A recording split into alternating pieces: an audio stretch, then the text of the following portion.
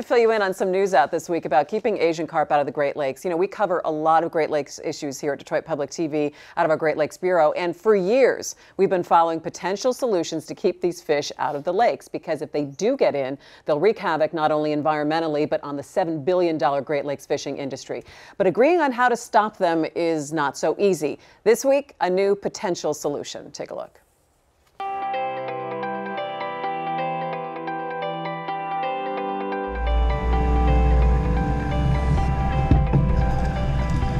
The long-awaited Asian carp study has been released this week. It was supposed to be ready in February, reportedly held back by the White House, which wanted to review the plan. We may have lost that 6 months, but the study is out now. The Asian carp has been the scourge of the Mississippi River system for years, and the threat to the Great Lakes creeps closer with the discovery of one of these fish just 9 miles from Lake Michigan earlier this summer. Now, the nearly 500-page document details how the Army Corps of Engineers plans to stop the Asian carp from getting into Lake Michigan by way of Chicago.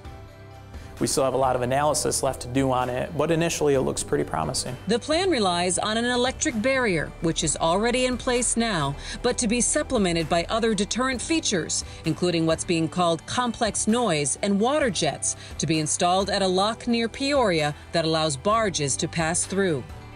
We're kind of initially encouraged to see was not just using one or two of those technologies, but that the plan that looks like that they're favoring is going to use multiple technologies in concert with each other, where the weaknesses from one can be covered up by the strengths of another. The study puts the cost for all of this at $275 million. The Great Lakes sport fishery alone generates $7 billion in economic activity each year. Suddenly, $275 million really doesn't seem like quite that much when you compare it to what's at stake and what could be lost. The study is now up for review and public comment over the next month and a half. The support that they've had, contacting their congressmen, sharing things on social media, that kind of pressure is what I think led to this report finally being released. However, in order for it to get beyond this stage to actually getting something on the ground, this is going to need funding, and that's going to take continued pressure and continued support and engagement from the public.